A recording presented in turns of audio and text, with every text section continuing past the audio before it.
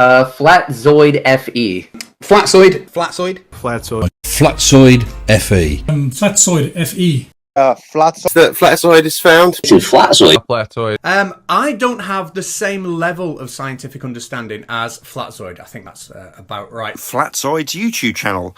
Subscribe today.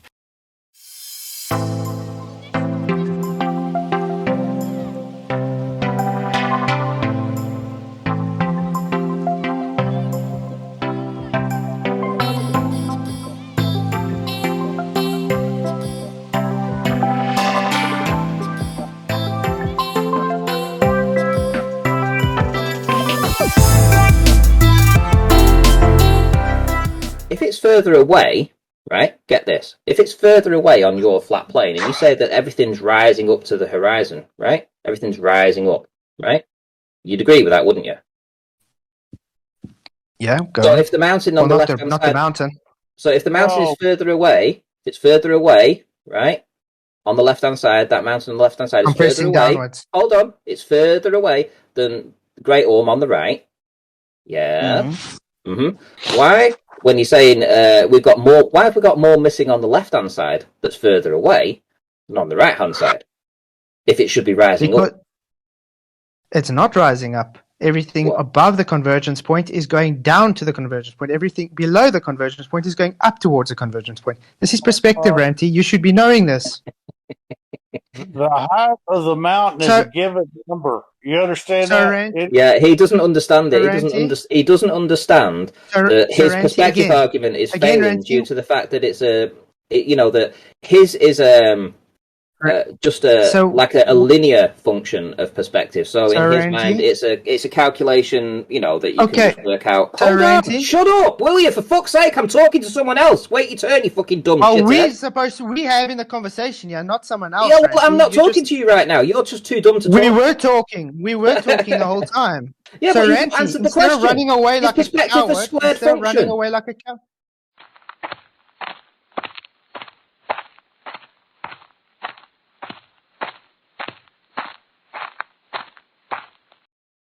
Okay, so I thought I'd start off with FOV, field of view, just to get to the basics of why we see the way we do. If you can see, everything has an angle relation, and this is the field of view from a camera. So the further away you go, the field of view increases with angular size. So therefore, like an object that's in here, this representing the pole, because it's close to the camera, there where it's not reaching the it's outside the limits of the field of view, you're not going to see it. Now, as that same size object is further in the distance, it is getting more into that field of view, so that's why you can't see the bottom there and the top you can see, but it's seeming to get smaller. This is all just angular relationships because it's taking up less space in that widening field of view. Now, our field of view also has its limits. Every single angle has limits. Okay, now this is just representing to show, see, they're all still the same size. They just appearing to look angularly smaller. Please note, orthographic representations do not take perspective into account. I'm just trying to explain it in a very simple manner for you guys to understand. The angle to each object from the center, the eye level, decreases with distance. So the angles that do increase is to the field of view. So on the top, you see the sky's angle is getting larger as it's getting away, just as the ground's angle is going to get large as well. But the only difference is that the relationship for the ground is much more apparent because you are closer to the ground. So that ground angle in the distance is growing as that distance increases and that object gets apparently more smaller and smaller due to angular size. Now I'm just trying to show you with a block representing that the same object with distance is taking up less space in that field of view. That's what is giving the appearance of angular size change in the distance. Now, this is what also causes everything to look like it's rising relative to eye level, because the ground's angle is getting larger as it looks like it's converging to the convergence point. So everything relative to the convergence point, everything above the convergence point will compress down towards the convergence point, and everything below the convergence point will rise relative to eye level. Okay, so this is a video I did very recently with a rebuttal response to, well, Ranty's Spaghetti kitchen science video, because he claimed the mountain on the right is lower than the mountain on the left. It's not going to rise relative to eye level, so I had to show him that it did. And well, let's just say I had some people moaning, saying the stick wasn't masked on. I was holding it, bending it down and whatever, but the stick was literally just a reference point. It wasn't it was making fun of his spaghetti.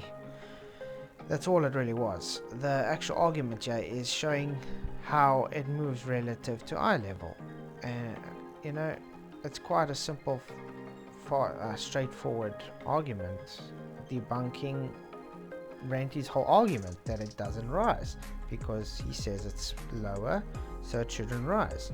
Well, this video shows otherwise. So here I have Bearded Devil trying to debunk me again while validating everything I said.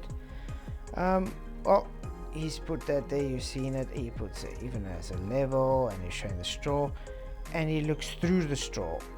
Now, he doesn't know that looking through the straw and not seeing it debunks everything that they say they understand perspective, because all that shows is literally it's optical. I mean, if you look through the straw, why would you think that something that's not really at eye level is going to see through it? Your field of view is literally that hole in the straw. So what you see in that field of view is what you see in that field of view. That thing in the background, that object, is actually lower. It just appears to be higher. That's why when he rises to eye level, you see that has raised eye level, because his eye level is looking down at that object. So, Bearded, thank you for validating again what I've been saying. So Ranty saw this, and well, he hopped on the bandwagon as well and went ahead and validated my argument. Thank you, Ranty. Still a recovering flat earther.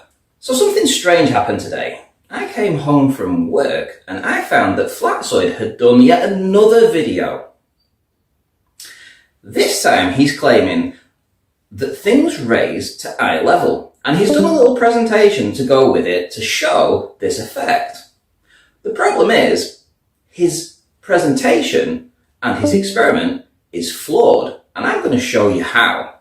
Hello and welcome. Just a quick little re-demonstration, because I've had some very, how can I put it, butthurt trolls about this demonstration about Ranty. So you see the stick is now actually fastened on there, so it's not moving. Sit back and enjoy.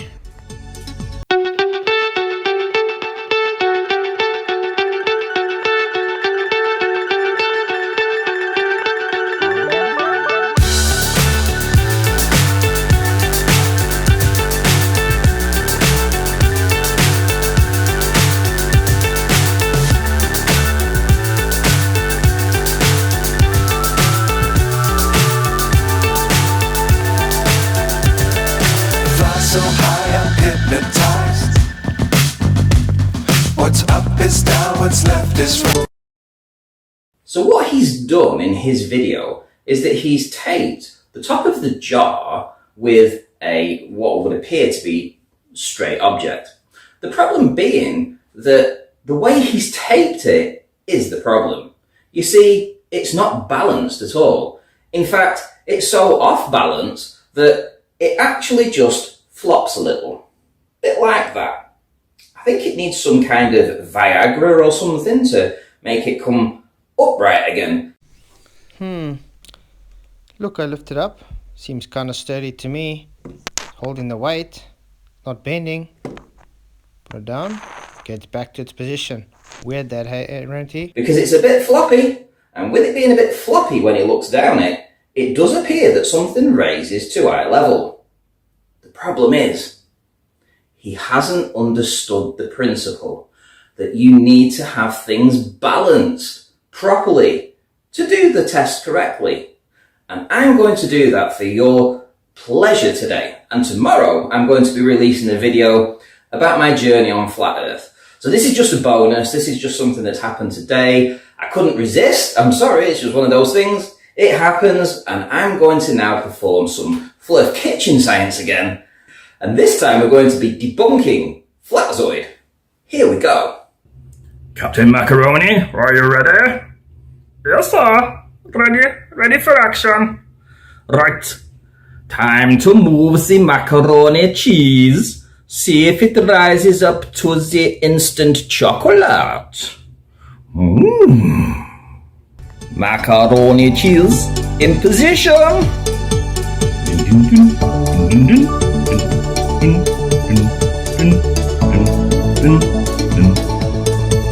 Oh dear. Macaroni cheese fail. Oh dear. Oh dear. The macaroni cheese fail. Enhance. Oh no.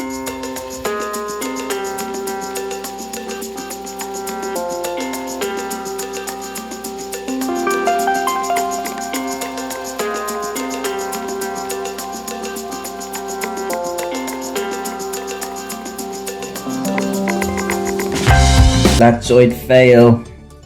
So even though I had been at work all day, it was pretty easy to come home and debunk Flatzoid. I mean, it's becoming rather easy now, wouldn't you say, to do this? I mean, this isn't very good. This is not very good for the Flurfs out there if this is the best you guys have currently. Because it seems that he's the one doing these experiments, and he's the one that, for some reason, always finds a way to screw it up. Now then, I'm not going to say that he's dishonest. I wouldn't do that. But what I would say is that maybe he needs to spend a little more time perfecting the art of kitchen science. And that'll do for now. And if anybody's got any Viagra spare, maybe you could send it over to Zoid. Mr. Floppy! Till next time. So I decided to take some still shots of the video to show how it changes with eye level. See there how it's looking relative to eye level? It changed, you see? If he changes his elevation, that object in the distance is going to rise relative to eye level, just as you were saying. Now the thing is, it's also got smaller in angular size, but it has an apparent position upwards. Now remember, when you look through the tinfoil, just like Beer did, you can't see anything because it's not in the field of view. But what do you know? It rises relative to eye level. What do you have to say, Ranty? Oh wait, this is what he had to say. Sorry, Ranty. Since when are you looking upwards if you're looking level? You do know a level line goes horizontal. Are you claiming now that you're looking upwards? You do know if you're trying to look upwards, you are trying to be disingenuous to try and get the macaroni downwards. So what have we shown here? Ranty demonstrates Glerfspective. He takes perspective and he totally ignores perspective. In other words, he has a glow belief in a mathematical model that just hijacks perspective and calls it Earth curve. In the meantime, he showed he has no understanding of how perspective works. So what I actually wanted to do in this video was go more in depth on everything perspective actually, but I think this made a good point. So I will work out a good presentation with field of view and aperture and focal length and everything in the next installment for everybody. I do appreciate any criticism and any information you want me to explain. If I do have the knowledge of it, I'll be more than happy. So I will be working on the presentation about the optics and perspective very soon. And I just have to say thank you again, everybody. I appreciate the support. Thank you to all my new subscribers. And, well, God bless. Have a good evening. Bye.